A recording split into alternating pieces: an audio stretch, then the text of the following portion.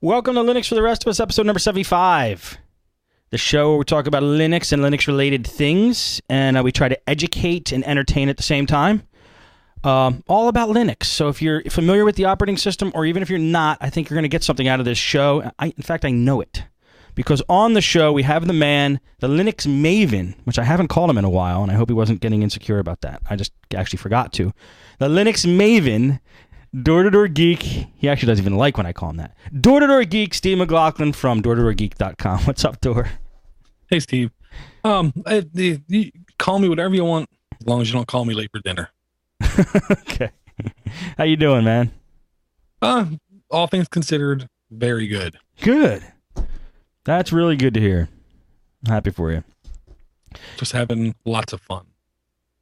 Yeah, well, we're probably going to have some fun tonight reading these emails. This is going to be the special Raspberry Pi episode, isn't it? Dude, this is fantastic. This is going to be cool. I didn't read any of them. I mean, I skimmed them over to make sure they were Raspberry Pi emails, but I wanted to be surprised. So I'm curious about what the guy sent in tonight about what's going on. Do you want to fill everybody in on what the contest is, and then we'll just get into the basic?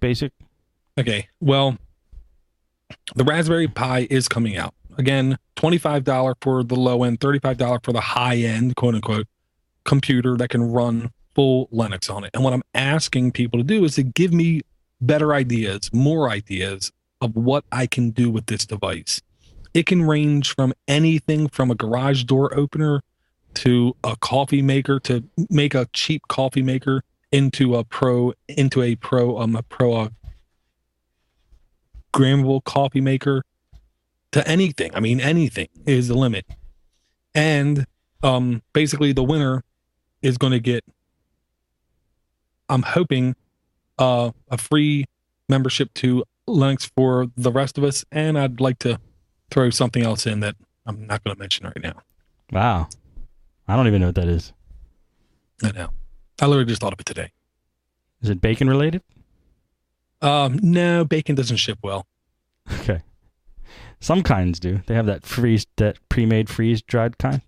Yeah, but thick cut hickory flavor doesn't ship well. You're right. Cool. All right, so what do you got for the basic, if that is what you wanted to start with today? Yeah, I mean, basically, well, actually, no. I first want to say this. Tracy Holtz and Russ Winter do the Techie Geek podcast. Russ has not been feeling good, period, here for a couple weeks. So Tracy did his own Techie Geek, just so we, the listeners, have something. Something's always better than nothing. Yes. And on the cast, first off, I got to say Tracy does a good job, period. One of the things he hinted in there was kind of what he was talking to us about. He said, if you guys want to know more in detail how I now have a computer repair shop running nothing but Linux on every computer and how I am successful at it, let me know. Ooh. So I want to hear it because I want to see how he can do it. I mean, I know he has to have VMs of Windows to run certain spyware applications against drives and stuff. But I know there's a lot more to computer repair than just that. Sure. And he said if you write him emails at tracy@thetechiegeek.com and let him know that you want to hear that kind of thing, that he might do a special cast on all of the ins and outs on how he has the ability to run a free open source software house that does computer repair on Windows and Macs. Damn. I think a full-blown product is in order. I got to remember to talk to him about that. I can tell you right now, the cost savings alone to a computer repair startup, dude, you can get like a small car for that. Yeah, be awesome. Yeah. So I want to hear it. So I'm asking people, if you want to hear more, go ahead and send him an email on that. And he did ask for more feedback. Got to listen to the cast for it, though. Okay. TheTechieGeek.com. Bingo. Yes. Okay. On to the basic. We've done this one before, but I'm reiterating it. Yeah, because there's a couple things in here that are going to focus on that. And that is, even freedom itself is not absolute. Nothing in this universe is absolute, 100% given. And what I mean by that is sooner or later, it ain't going to be Earth. At one point in time, there wasn't an Earth. Yep. I wasn't here at one point in time. I wasn't born yet, and I'm going to die. And there won't be no door sooner or later. And when I was young, I was thin. Now I'm fat. And then when you get old and no one takes care of you anymore, like me, I'm gonna get thin again. But now here's the thing: like, in this country, we take a lot of things for granted. In the United States of America, even we don't have freedom, complete freedom, and that's because we can't. It's a little bit too obnoxious, let's just say, to have complete freedom. Complete freedom means I can just drive my car anywhere I want at any point in time, and there's nothing that can happen to me. Right. Where I can shoot people all day long and nothing can happen to me. That's absolute freedom. And in this universe, in this reality, we can have complete freedom all around. It just doesn't happen. And my example is going to be computer, operating systems, hardware. Okay. I think what, like the Raspberry Pi we're going to talk about, comes close to being almost a freedom because it's so cheap. Right. It's so cheap. You literally, all you have to do is sacrifice, like at the even worst case scenario, 5 meals, you take a step down. Instead of getting cheesy rice, you get rice. You know what I mean? And then you have enough to buy a Raspberry Pi. But on that device, you cannot run everything that you could run, let's say. Right. Legally speaking, you will not be able to run Mac OS X on it. If it was absolute freedom, then you could, but we can't. So we have to remember, take freedom where you can get it, but understand there are going to be limitations to it. Okay. And there's just one comment I really want to make. Last week, the voicemail, the 4 freedoms and having to do with producing code only. Right. The more I thought about that, because I listened to the cast again today, because I do before every show. I wish I was there. Oh, I would have dug so hard to that guy, explained to him he has no clue or concept about what free Libra, open source, free software movement is all about. We every day take the 4 freedoms and we use them in programming type atmosphere. And the example I'm going to use is like Creative Commons. Creative Commons is taking artwork and sound clips and other things that are created and applying those same principles of the 4 freedoms. And there ain't no code in there. There's no code whatsoever in there. Just, whatever that guy said, just do one of these things. Huh, really? Huh, okay. And just don't pay him any mind. That's all I got to say. Don't pay him any mind, because he obviously is just as closed in mind as, Bill Gates was back in the 80s. Same exact kind of ideals going on in their head. No, this is the way it is. Right. No, totally wrong. I would hate to be that guy if you were there. Let's put it that way.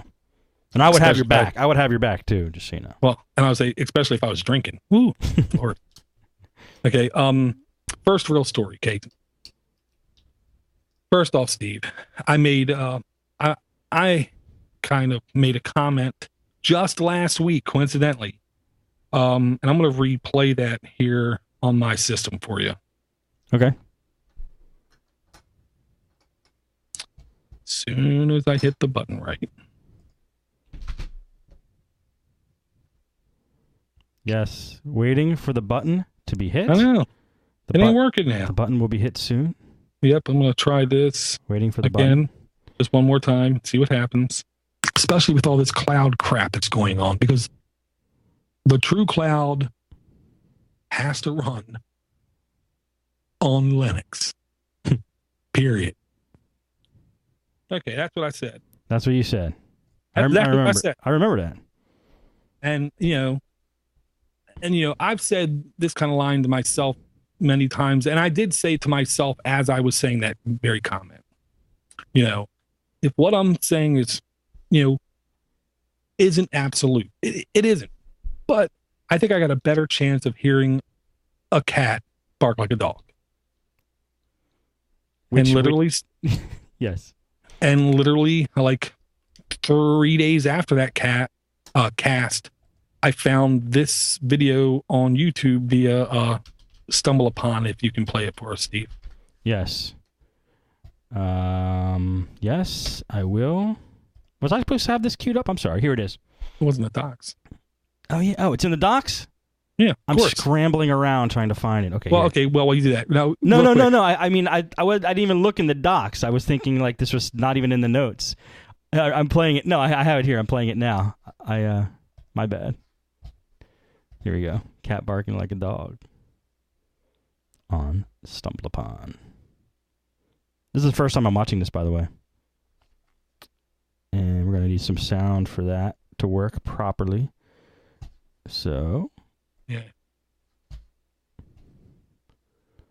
Where's the sound? It's my computer. It's not you. Here it is. Oh, man.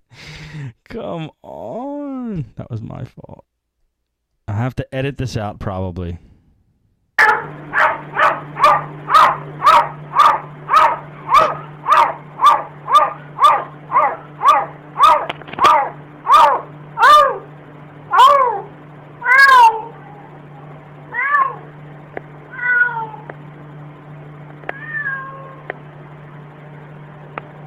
That's so awesome. Dude, that's freaky. Okay. For the audio guys, you're like, okay, here's the scene. He starts to hit record, and like 8 feet away from you, you can see what looks like a cat in a windowsill with its head out the window. And it's a cat barking. And he walks up to the cat. The cat continues barking. Then the cat turns and sees, oh crap, there's a human looking at me. And then he transitions into meowing. Yeah, that's what happened. That's crazy. That's insane. So, with that said, a cat barked like a dog. And with that said, now I'm going to say there is a chance, is actually a reasonable chance, I'll say, Microsoft Azure cloud computing system will be successful, will be pretty successful. And the reason is, many people posted this in the last like 3 or 4 days. Microsoft is seeking open source experts to help put Red Hat Linux on Azure. So, and no matter how I say this, it's not going to come out completely accurate because I'm biased. Okay. This is Microsoft. This, to anyone on the outside, should be a direct admission that for this system to be successful, it needs to have Linux running on it. Now, it's not going to be the only thing running on it. Of course not. But it needs to have Linux on it to be successful. And it's because of the diversity, the scalability, the module nature of the kernel, which makes it much more flexible than anything Windows makes. But they were probably trying to come up with something, weren't they? There's no doubt in my mind. This is a stopgap. This is not a long-term plan. Okay. They want to, just so they can get it up and running, they're going to put Linux on there, and they're going to have people like Mark Senovich completely redoing a custom kernel just for Azure. But it's a lot of work. Okay. Yeah, a whole lot of work. Sounds like it. So, Microsoft in the past would never admit Linux even existed, acknowledge it as even existence.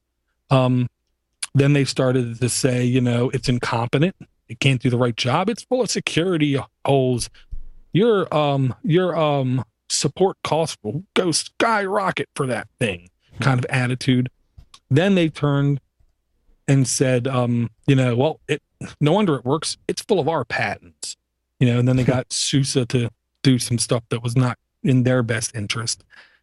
And now they're coming around full circle. These are like the 12 steps of like guilt kind of thing. You know what I mean? First there's disbelief, and there's that's what this is like. Okay,